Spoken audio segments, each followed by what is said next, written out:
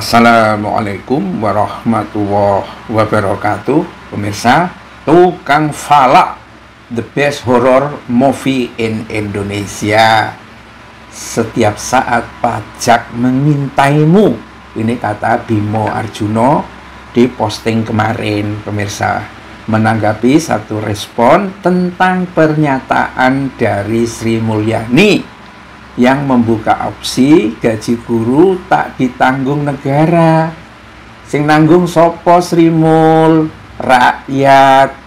Rakyat bayar pajak tuh membentuk APBN berapa Sri Mul? 85%, 5% dari hasil bumi dan lain sebagainya.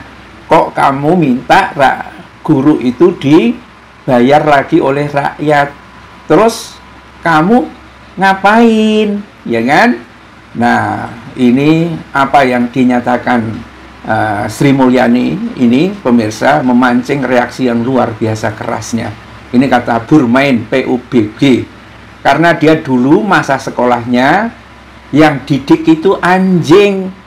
Ya, yang didik Sri Mulyani itu anjing, bukan guru. Ya kan? Kenapa gak buka opsi gaji pejabat dan pemerintah gak ditanggung negara? Sri Mulyani ini sudah terlalu lama jadi menteri dan sudah gak ada kreatifnya. Cuma dia bisa utang dan naikin pajak. Gak guna menteri kayak begini, gitu loh. Ya, Sri Mulyani sebetulnya adalah perempuan dari desa. Mungkin karena otaknya encer, sekolah di UI. Itu sekolah yang membiayai itu rakyat.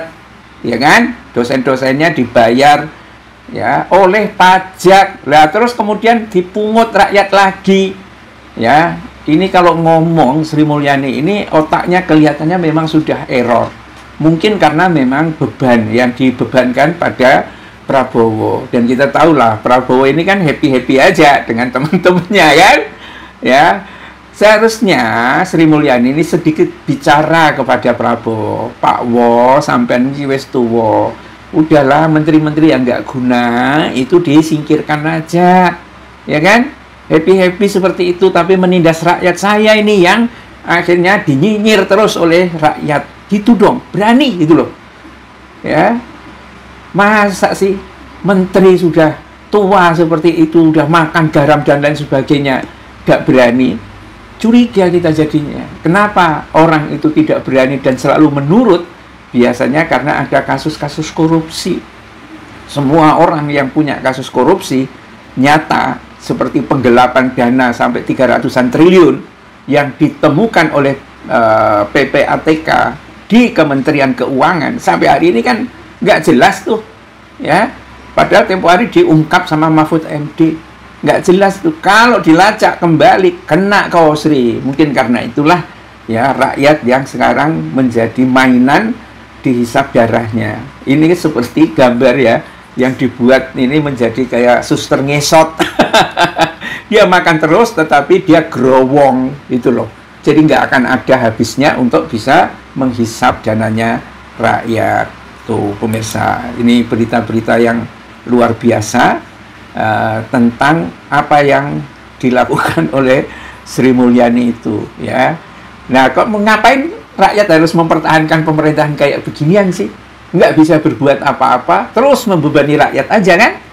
Ya, ngapain nggak dibubarin aja? Toh Prabowo happy-happy aja dengan siapa itu yang ganteng-ganteng itu. Dirangkul, disayang, ya wo, gitu ya. Terus rakyat yang sangat menderita ini terus mau dibebani gaji guru itu ke rakyat. Patungan misalnya di setiap desa, iuran beras untuk gaji guru pegawai negeri misalnya, gitu kan? Ngomong ya ngomong, tapi ya jangan kayak penuh dengan sampah begitu omongannya itu. Ini Menteri Keuangan Sri Mulyani kembali menjadi sorotan tajam dari publik kali ini karena pernyataannya yang mempertanyakan alokasi gaji guru dan dosen dari keuangan negara. Sukses memantik amarah dan kekecewaan. Ya kan, ya sudahlah. Ya, ini enggak tahu ini. Otaknya ini memang sudah error kelihatannya Sri Mulyani ini. Dalam narasinya, Sri Mulyani menyinggung keluhan para tenaga pendidik mengenai gaji yang dianggap tidak besar dan menjadi beban bagi negara. Ya, banyak di media sosial saya selalu mengatakan menjadi dosen atau guru tidak dihargai karena gajinya tidak besar. Ini salah satu tantangan bagi keuangan negara, kata Sri Mulyani, ya kan? Nah, kemudian melontarkan pertanyaan yang dianggap sensitif, seolah membuka opsi partisipasi rakyat urunan untuk biayai gaji para pahlawan tanda jasa itu, guru itu, ya kan? Nah, kan gobloknya Menteri Keuangan, ya, mereka memanjakan para pejabat, tidur di hotel 9 juta, makan sekali makan 190-an, 100 sekian ribu, ya kan, snack dan lain sebagainya sekian, ya kan. Kenapa sampai dibuat kayak begitu? Karena mungkin tahu kelakuannya para pejabat itu, dikasih hotel dengan plus urut, plus ini, plus itu, ya kan. Belum lagi sebetulnya pejabat kalau turun ke daerah, uang alokasi APBD di daerah itu juga untuk menyogok, memberikan servis kepada pejabat itu. Belum tentu hanya amplop aja, sama oleh-oleh seperti kue dan lain sebagainya. Servis yang lain juga ada. Apalagi kalau kita simak ya peristiwa-peristiwa tentang pejabat yang ternyata itu ada pengakuan pejabat daerah itu. Ya, bagaimana dia dengan perempuan-perempuan kayak begitu kan, luar biasa. Jangankan itu kan, di IKN sekarang pegawai negeri IKN aja kan yang menjadi langganan dari PSK yang ada di sana. Itu dikatakan oleh ponakannya Prabowo, Saraswati pasti apa itu namanya, ya kan? Nah, sebenarnya ya negara ini kalau tidak dipimpin oleh para bajingan, ini sejahtera aja.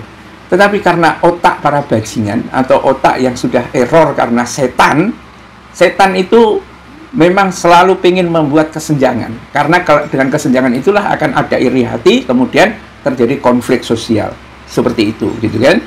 Nah, di sini Sri Mulyani memang menunjukkan sifat kejinya.